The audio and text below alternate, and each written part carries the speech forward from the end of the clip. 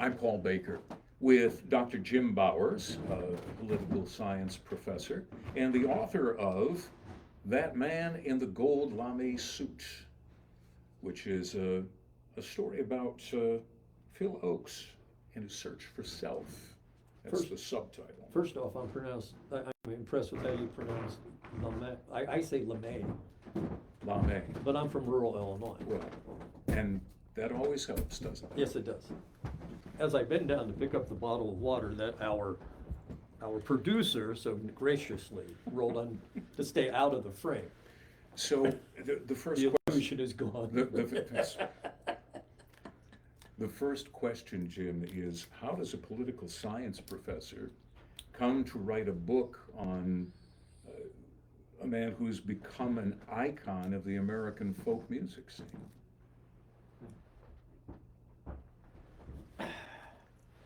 By accident, really. As I talk in the preface, and I am going to encourage people, if you've already purchased the book or read the book, but you skipped the preface and the acknowledgments, go back and read those, because they're both are kind of an interesting part of the story, the process. But what I mentioned in the preface is I did not know much about Phil Oakes.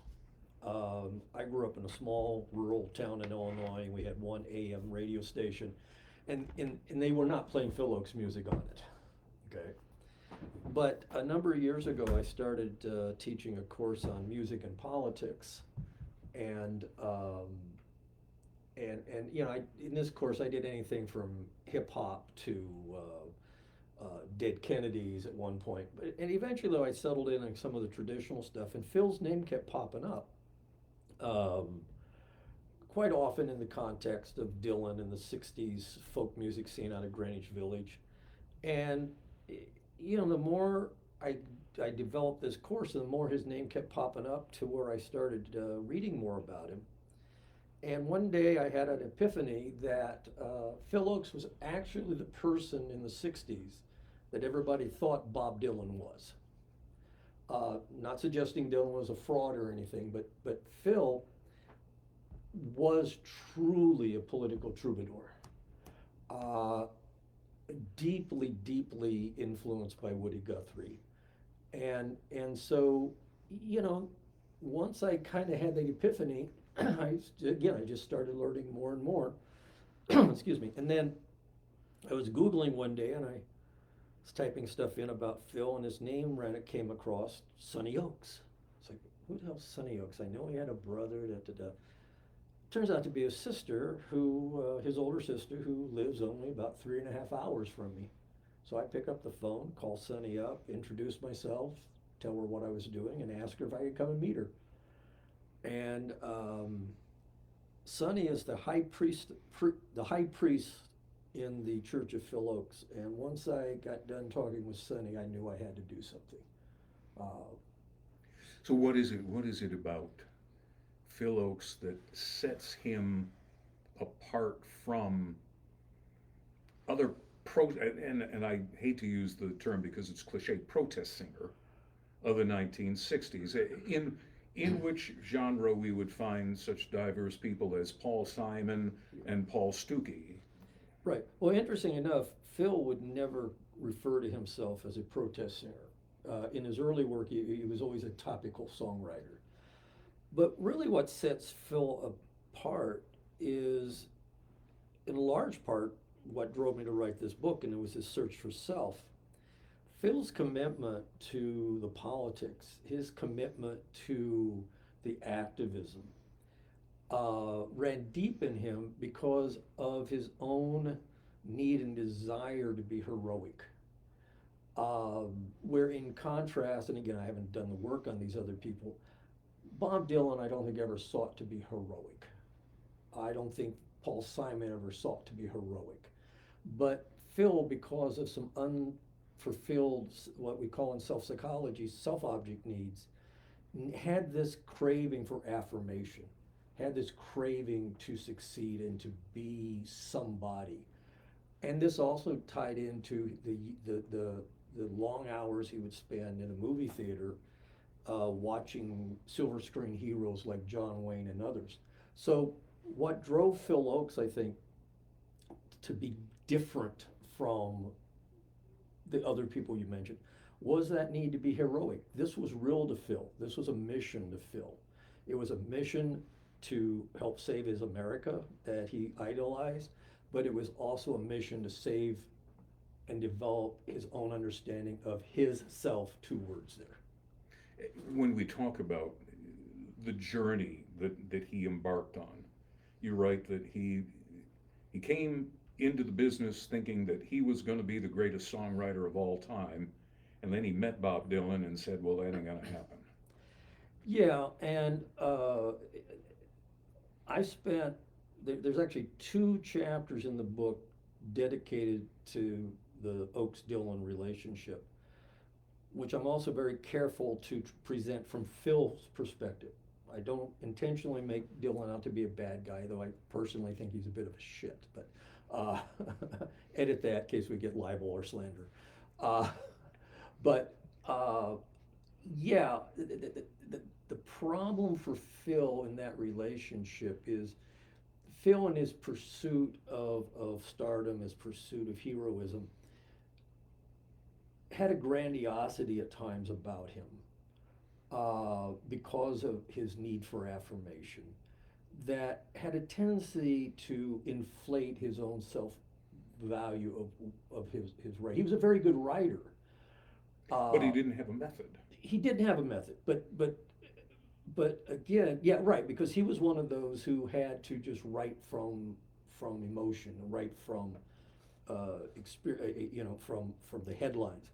But what I don't know exactly why Dylan set him all asunder as much as he did. I couldn't find anything that really got into, oh, well, Dylan was just so great lyrically, or Dylan was just so great with his activism. But there just seemed to be something with Dylan that affected Phil's core understanding of himself. And that was actually very destructive. Bob Dylan once told me that he didn't consider himself a musician. He was a poet with a guitar. I'm impressed. You interviewed Bob Dylan? Yes. Wow.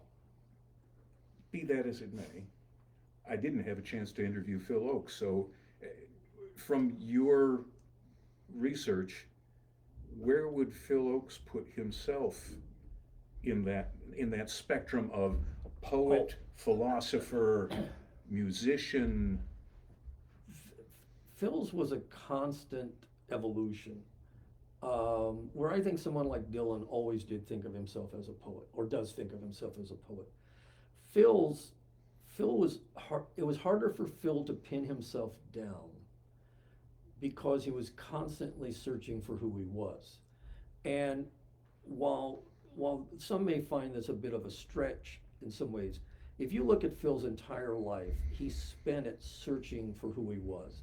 Anything from a nose job at 18, at a time when young Jewish men, even though they were non-practicing, did not get nose jobs. Young Jewish women often got nose jobs, almost like a Sweet 16, birthday present. A quinceañera. Yeah.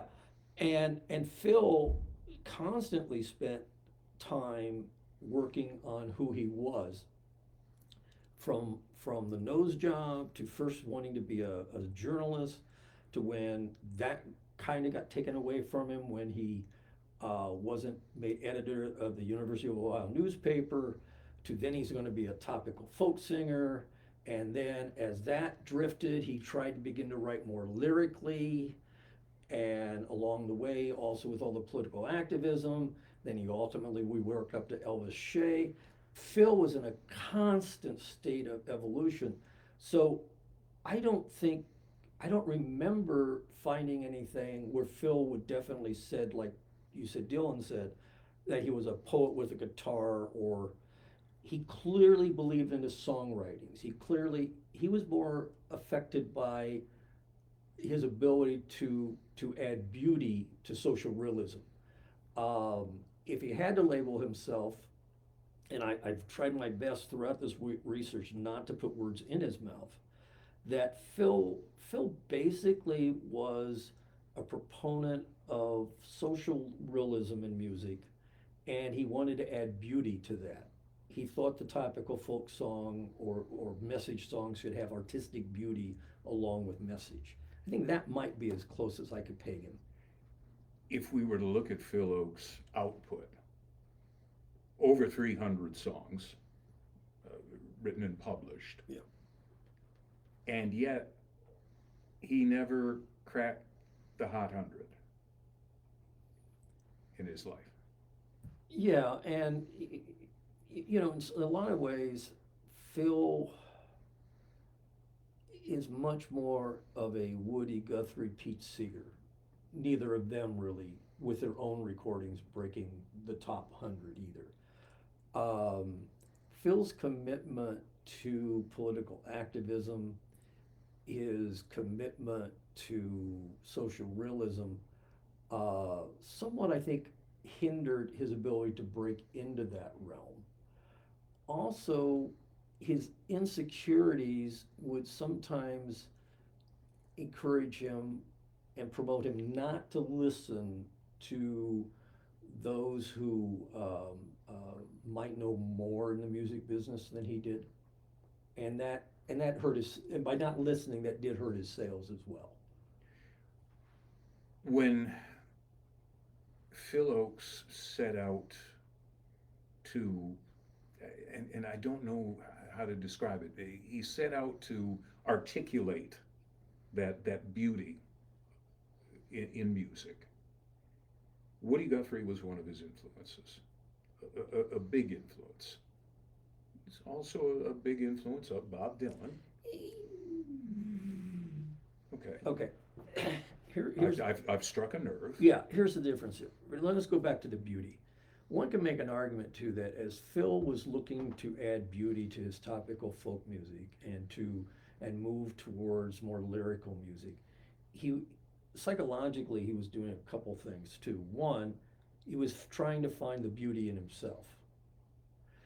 Because when you look in the psychology of music, when you look at the relationship between the artist and the art, it's interesting because the work is created by the artist, so it's part of the artist, but it's also something separate from the artist. And so Phil, at one level, could get a great deal of affirmation through writing of these songs, because he was creating. He was doing something he felt was beauty, whether it's a song about Medgar Evers or whether it was Pleasures of the Harbor. And so that beauty that was in his art, he could also see in himself. And this is why his songwriting is so essential to who Phil Oakes was. And when the writer's block came in the late 60s, and particularly after the rejection of Ella Shea in the 70s, it's also one of the reasons Phil declined so much. Okay, so I want to make that comment about the beauty. The thing with Guthrie, and this is one of the conclusions I did reach, and I don't mind assigning this to Phil. Of all the folk singers, including Bob Dylan, who have a claim to the Guthrie legacy, it is Phil. Phil was more like Guthrie than any of the others because he had this innate, and this is because of his own political activism, and on top of it, his own desire to be a hero. The combination of his own political activism plus his desire to be a hero allowed him to absorb and understand the political side of Woody Guthrie vastly better and more seriously than someone like Bob Dylan, who is more interested in the image and the illusion around the romantic Woody Guthrie, which is also why Phil, and this is where, Phil never fit in anywhere. He never felt he fit in anywhere. And even though he tried to twin with the folk music community, the people who have read the book will remember this part, when his tie to Guthrie was so strong that when he was refused the opportunity to perform at the Woody Guthrie Memorial Concert after Woody died, Phil took it as a deep, deep personal rejection. And in comments that he made in broadside interviews, he compared himself directly to Guthrie and basically reached the conclusion, which in effect was saying, he reached a conclusion that he didn't even think the memorial concert would have allowed Woody Guthrie to perform at his own tribute. Thus, Woody and I are so close, they reject me, they reject Woody. I mean, it's a So fascinating. he became, in effect, an extension of Woody Guthrie. And right. In his mind. Right, and in many ways, and some things didn't get in the book, and you would think, I spent 6.5 years on this book, I would remember what's in it. I don't, not all of it. That when we get to the Elvis Shea part, what Phil was really doing with the Elvis Shea was really being Elvis Woody, or Woody Elvis. But not to get it. You've mentioned this several times now. The Yeah. Elvis Shea, which is a reference to Woody Guthrie's determination that he was going to be Or Phil's determination. I'm sorry, Phil's determination that he was going to be something of an amalgam of Elvis Presley and Che Guevara. Yeah, and this is another part of Phil's search for self, but at this point it was still kind of contained. It was a healthy search for self.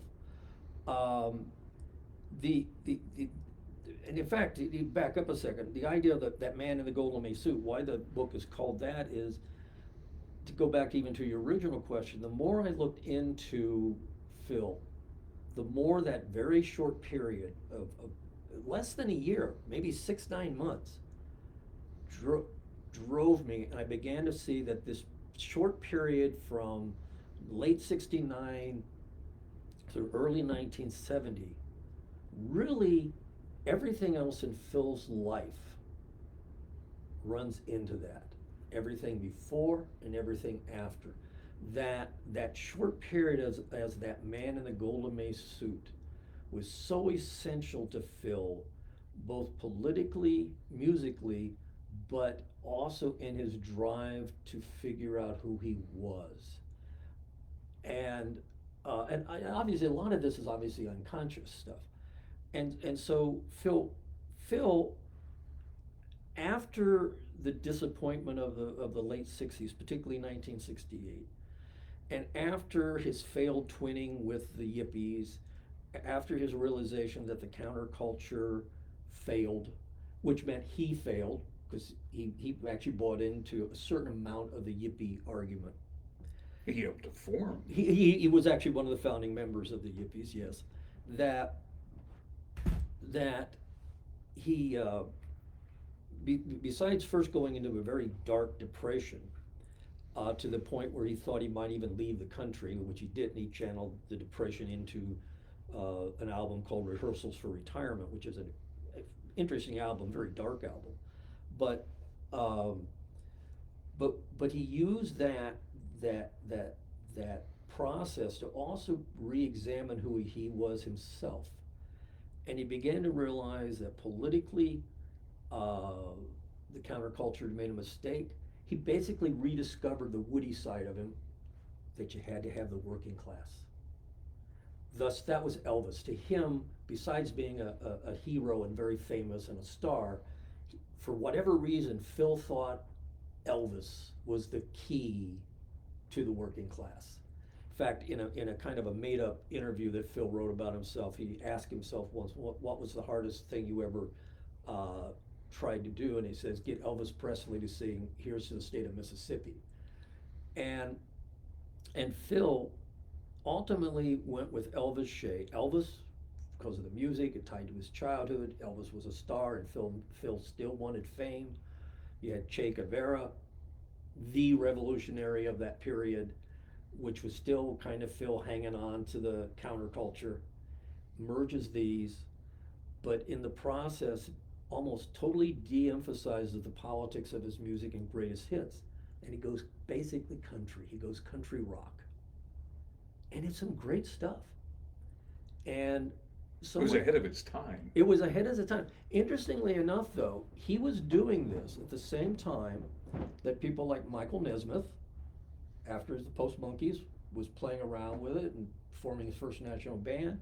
Rick Nelson, going country with his Stone Canyon band. Part of that West LA. Frankly, even movement. the Eagles and he was in that same cut as Graham Parsons and things for a very short window. And it was also, he went there in part because of his great fascination with Merle Haggard. And this is something about Phil that made him different too than maybe your traditional topical folk singers.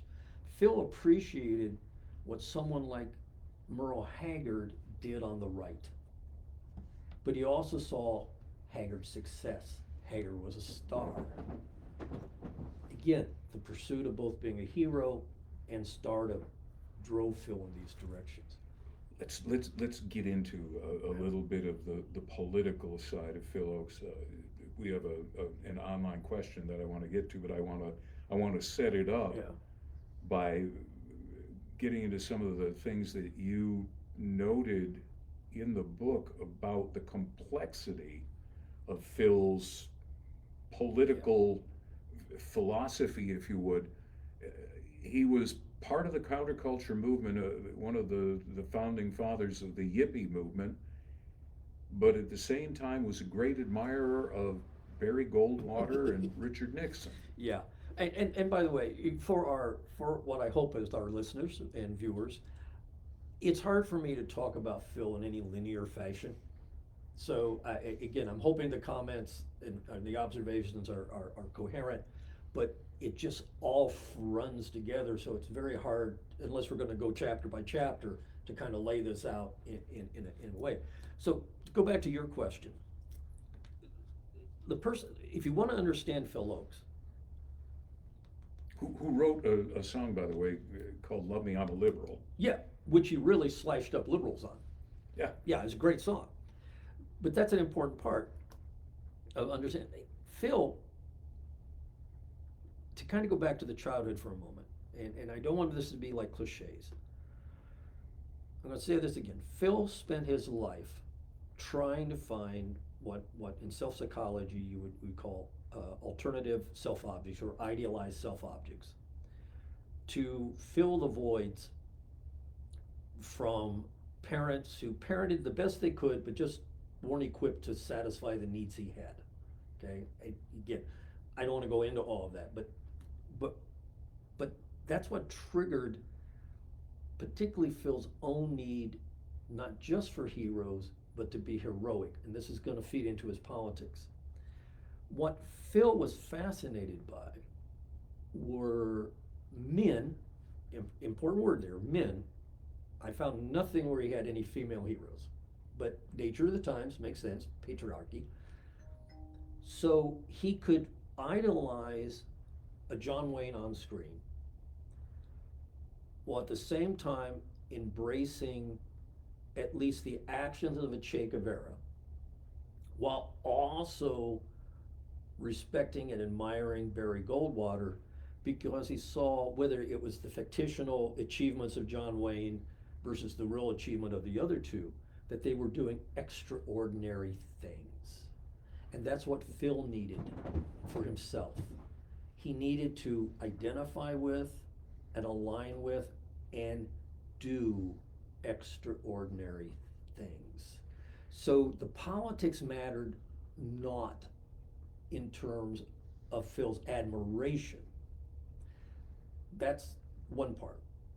The second part is to realize that part of his hero worship was his idolized version of the country, which he got largely from a lot of those Western movies that focus so much on American values. So Phil's politics were not driven by 1960s, ideologies. They were driven by things that he felt were not congruent with his vision of his idolized. So he belonged to the Church of John Ford. Okay. The Hollywood Western. Oh, okay. I had to think there for a second because I was just looking and go, here's a rule: do not make the author look stupid. And I had to think for a second there. Who John Ford was? Stop that, Paul. So we have an online question. If Phil were still here, what would he think of the state of politics today? Do you think he would be a progressive, a Bernie fan? Would he be an activist? Well, the last one's easy, yes. The other two, Could Phil have been anything but an activist? no, because he needed to be. I mean, again, I'm not trying to simplify everything, but yeah, he needed to be. He would be an activist. But to go back to answer that question, I want to go back to the reference you made to Love Me, I'm a Liberal. Phil would take on anybody. So while Phil would, for convenience sake, call himself like a democratic socialist, he had absolutely no problem criticizing, critiquing allies as much as he would criticize a Nixon or something like that. So I think that Phil would appreciate, and again, it's hard to project. Like I said, again, I've never tried to put thoughts into Phil's head, but I could see him embracing a Bernie Sanders, but maybe not all of Bernie Sanders. I'm not convinced that Phil would like Sanders's overall style, because Phil himself was actually a pretty gentle person despite his drinking and other things. All in all, he was a genteel person. He believed in even the beauty in the protest. Bernie can be a bit gruff, classic grumpy old man. He clearly would. I think he would be clearly shocked and dismayed at the conditions of our democracy in comparison to the threats he thought we were facing in the 1960s. We are facing so much worse here, and so I think clearly he may not align with a Biden, but he would align, I think, with Biden's values in democracy, that type of thing. I think Phil would be kind of the idiosyncratic political activist that he was in his own life. It's almost cliche to say that mental illness, substance abuse, and suicide describe a great many who came up in the 60s. How does Phil Oakes' journey distinguish itself in that milieu? Well, one of the things, again, I understand the choice of words, and you may have to redirect your question here based upon what I answer, because I don't know if I'm hearing your question exactly how you mean it. One of the things I want to make clear to people is that Phil's search for self is not in and of itself mental health. We all looked into how we are. We all have a search for self. It's a question of how it manifests. It's a question of whether we have enough of a healthy self, or what in self-psychology they would refer to as healthy narcissism, that even where we feel weaker, we're still strong enough to overcome it. So I want to be careful that the search for self shouldn't be equated with, oh, he was depressed, oh, he was. Depression is mental health. A search for self can help understand the depression. But that said, the first part is Phil was no different in this regard than many creative people. Let me just put it this way, and it's going to sound kind of flippant. I've yet to know a creative person that wasn't somewhat fucked up somehow. We all are. I think that's a necessity to being creative, okay? And again, I don't mean to trivialize it. In fact, if Phil did not, and I say this at the end of the book, if Phil did not have the search for self that he had, we would not have the music that he gave us. you mentioned narcissism, and this is something that Healthy is, narcissism. well, yes, healthy narcissism. But as I read the book, Jim, I almost have the impression that, in many ways, when Phil looked in the mirror, Phil didn't fall in love with what he saw, but created something to fall in love with. But, but in many ways, that's what we all do. Only we're more successful at it than Phil was. Okay?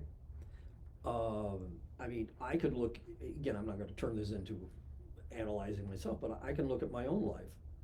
I've done a number of things to compensate. I've been a teacher. Ooh, guess what? Teachers, adulation. I'm a musician, songwriter. Guess what? I know what Phil means by the joy of writing a song. Even when I work sales, you know, there's an admiration that comes. So we all look in the mirror and try to create something different than we see, whether we totally realize it or not. It's a question of degree. But I agree with you that Phil did create because he was most comfortable when he was writing. He was most confident of himself and who he was when he was writing and when he was on stage, up until the rejection of Elvis Shea.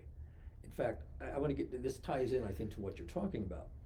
When he came back after rehearsals retirement, where he kind of announced, because and the fans know this, the people who know Phil, classic album cover with a tombstone on the front, Phil Oakes, 1940 El Paso, died 1960, you know, August something, 1968 Chicago. A reporter or a writer for a music magazine back there, Nightbeat, asked him the night before the Carnegie Hall concerts with the gold suit.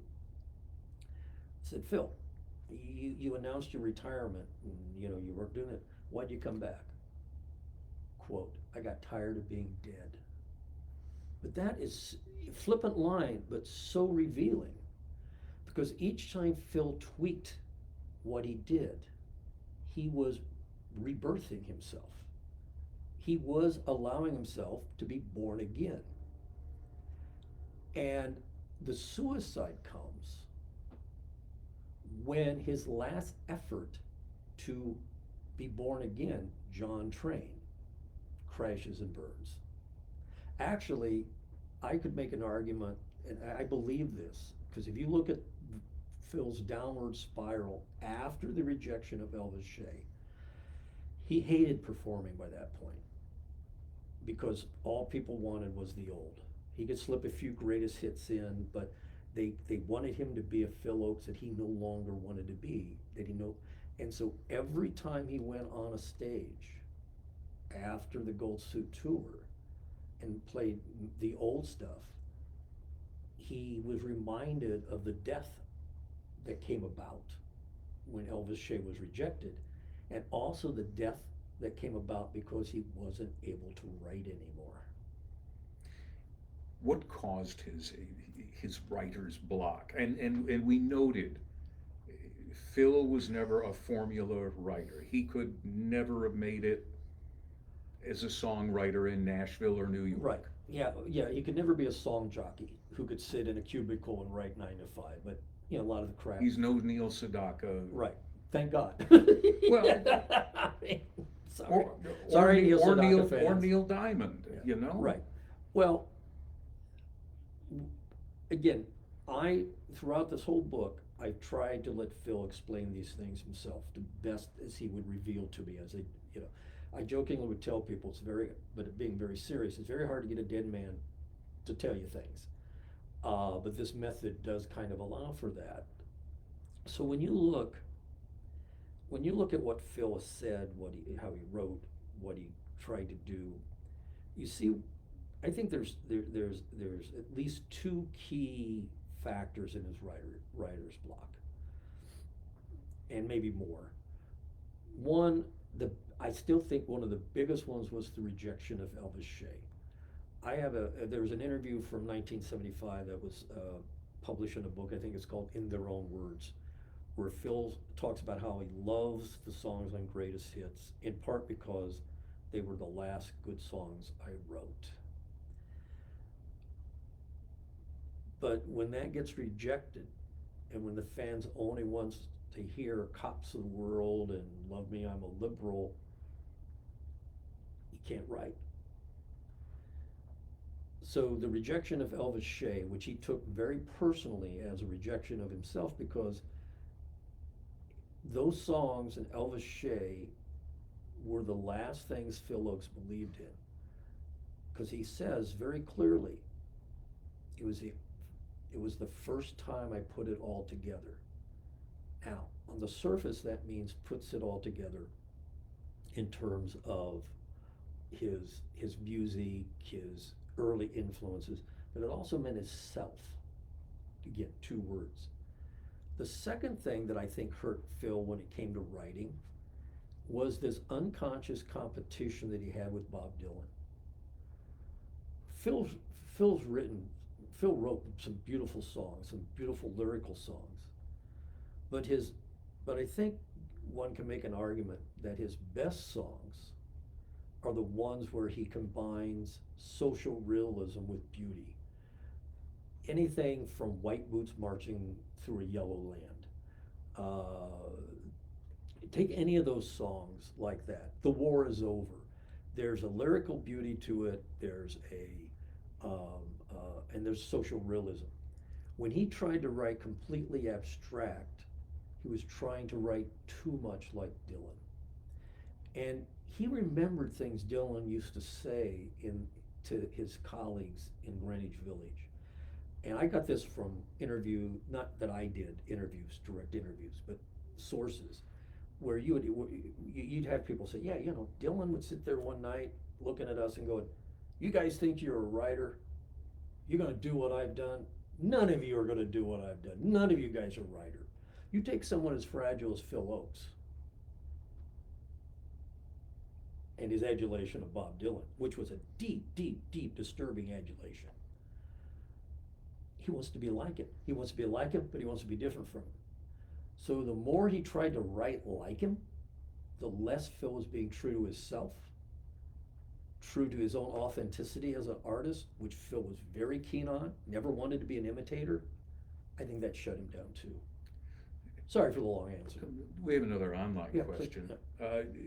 Was the gold lame suit a metaphor, or was it just showmanship? Ooh, I like that question. Thank you for that. In some ways, it was both. Okay.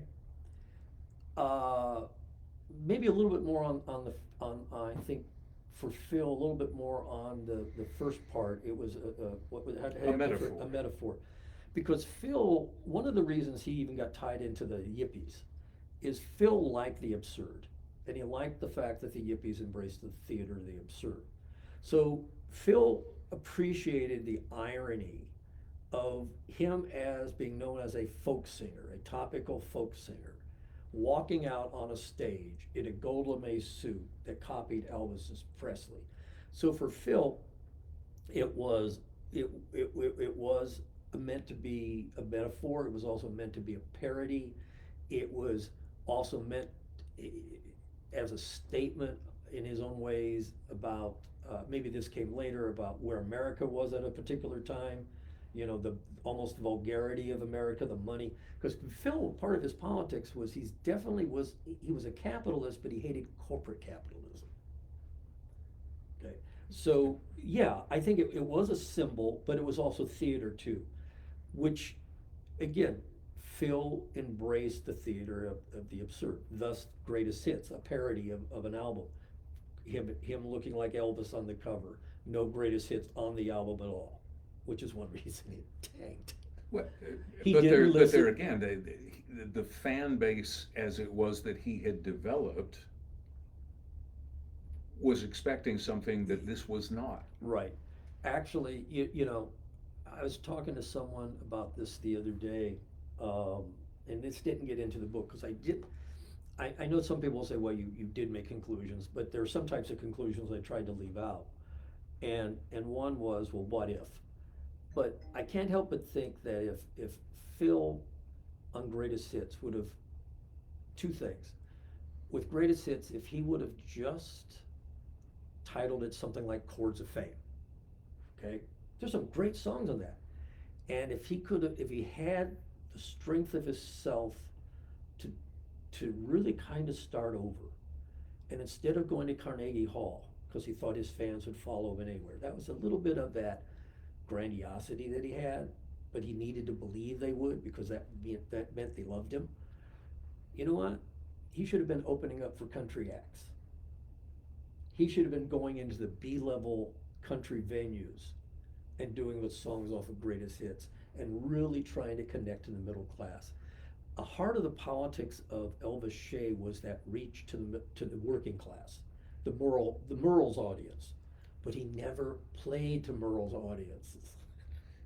Sorry if that's a long. Well, and you do chronicle in the book, at one point, he embraced the fight of coal miners. Oh yeah, it was Woody. Which absolutely a tribute to Woody Guthrie on the one hand, but on the other hand, as you said, he didn't play to him.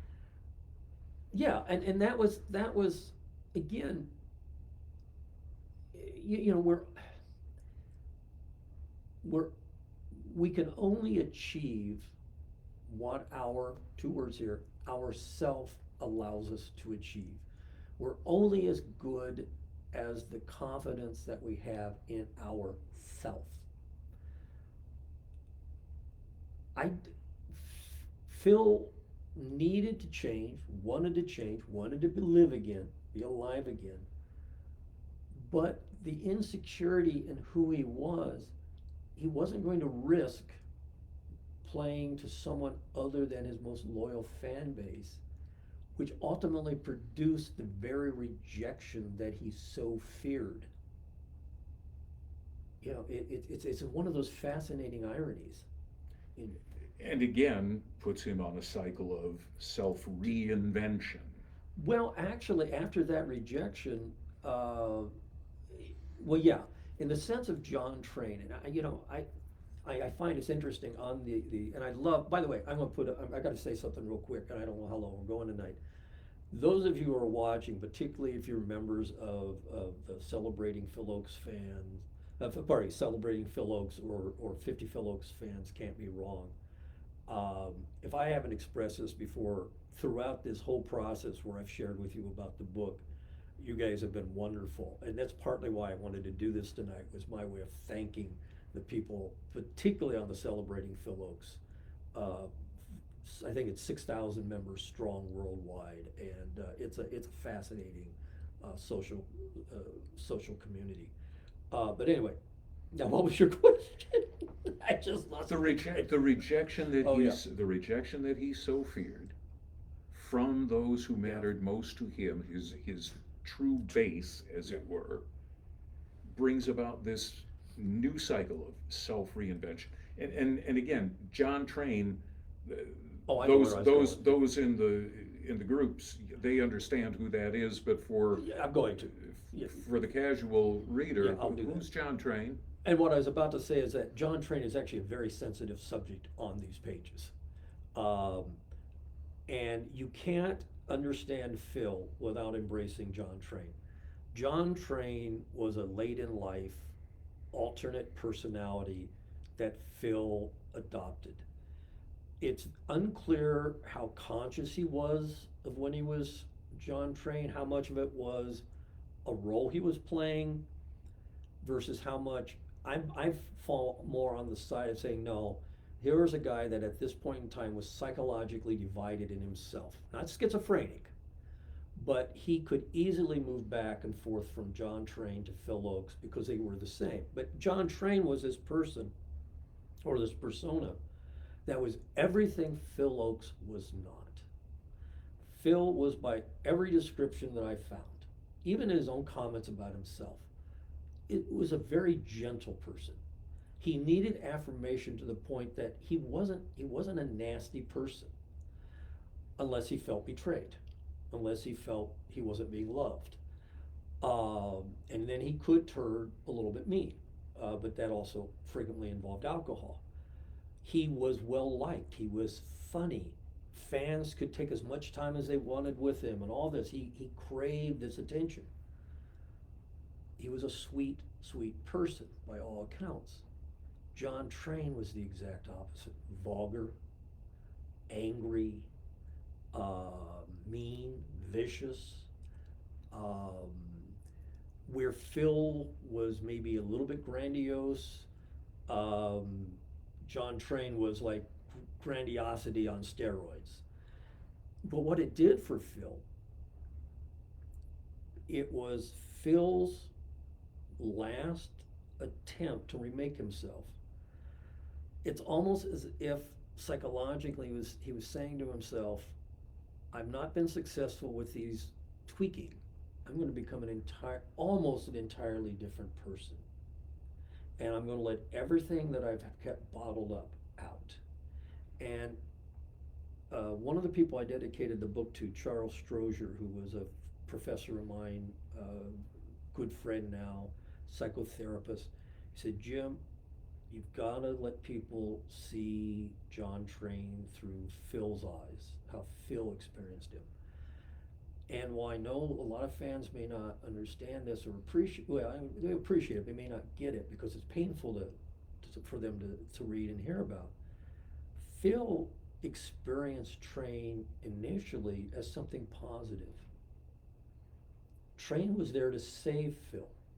Even though he talked about killing Phil Ochs because he was no longer needed, all the things most of the time that Train said about Phil were positive. You know, he always told the truth. He wrote some good songs. Okay. But what Train also did, all of Phil's repressed anger came out. Interestingly enough, particularly at Dylan, to where he even in one outburst, it was this great interview. This is one of the things that gets bothered, people debate when it gets posted or reposted on the pages. There's this great interview of John Train by somebody who's now deceased, Bruce David Martin, and in it, it's full blown Train. And I think in this interview is even where he talks about how Dylan was nothing but a cheap Jew, and I mean it's just vicious in places, but it freed. John Train could say the things that Phil never could. Totally destructive. He never recovered from Train. Ultimately, Train wasn't healthy, but at the point in time, he was. Ironically, for Phil Ochs, this last-ditch effort. Now, in psychology, the interesting thing, and this even ties into the suicide, here was the mistake, again, not trying to be totally judgmental here, here was I'm trying to find a way to take that word back. People who commit suicide don't really want to die. They want to stop the pain. They want to, it's the pain they're after. And so what they end up doing is killing the body to kill the pain. To free the self. To free the self. Why John Train, I think, came right before the suicide is Phil inverted that. Phil tried to kill his, two words, self, by reintroducing a brand new self. But he didn't kill the pain, because he was still Phil. And that was some of the fascinating things about Train, is they existed simultaneously. What would the message of Phil Ochs be for 2024? There's a part when you shared with me the questions, I read that one and groaned. Not that you were asking it, but it's like I don't know. No,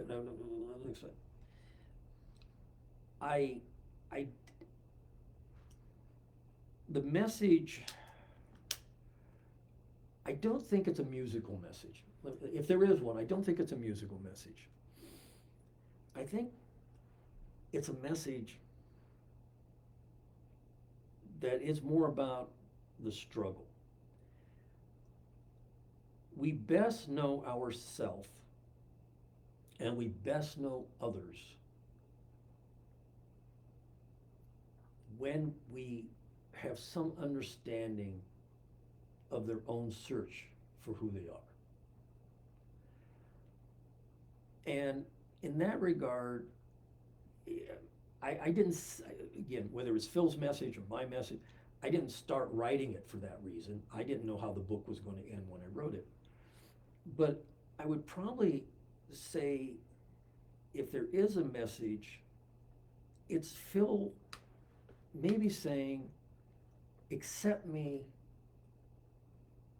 I never could, but accept me for who I am, because who I am is why I was able to give you that music and those songs. And well, I know I could end on that poignant moment. Wasn't that a good poignant moment? I want to go back because there's another reason I think I started writing this book. There's been two other biographies. Both of them are pretty good. I particularly like the Michael Schumacher one, who Michael became a friend during this process. Would you classify this as biography? Yes and no. It's more of a psychological study of a personality in the sense that we are talking about his life. It's biographical in that sense, but it's not biographical in the sense that we talk about where he went to high school, who was his first date, gee, what was the real trouble between him and his wife? It's not that type of biography, but psychological profile, psychological biography. But what I got tired of in the things I was reading, they would talk about his music, they would talk about, but all at once then, three things would pop up. Oh, he was an alcoholic. Oh, he was manic depressive. Oh, he committed suicide. Oh, maybe fourth thing. Oh, and he became this notorious person, John Train. And whether intentionally or not, Phil has been allowed to be remembered too much at times for those parts of who he was rather than the totality of who he was. And that offended me. That offended me. And because there is, as we all are, there is an imperfect person in Phil who created some beautiful work. I'll give you an example. And there's a lot of times I debated the things Phil was telling me, whether they would go in the book or not, but I kept going back, no, I'm telling the story I think Phil wants me to tell, is his love of prostitutes. Here was a guy who could not maintain a truly intimate, healthy relationship. And he turned to prostitutes.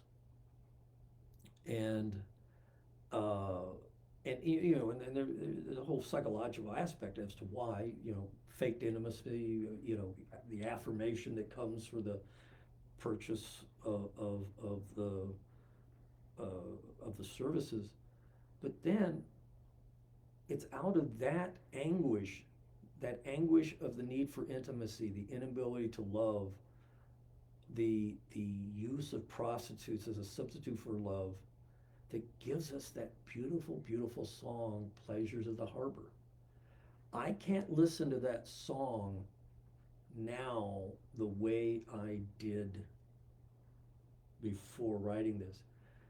And maybe might be, you talk about Phil's message, maybe this is one of my messages in the book, and I didn't think about this when I was writing it. If you've read the book, or if you do read the book, and please buy the book, but shameless plug there, sorry folks.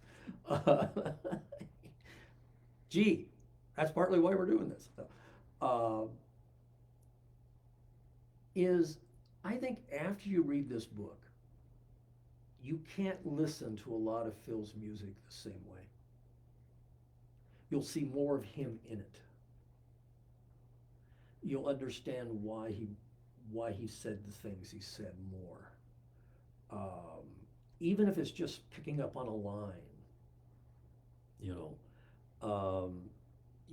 there's and I open the book and I close the book kind of the same way. There's a song that he wrote, one of his earliest songs called "Remember Me," which was set up to be written about World War II veterans that didn't die in vain.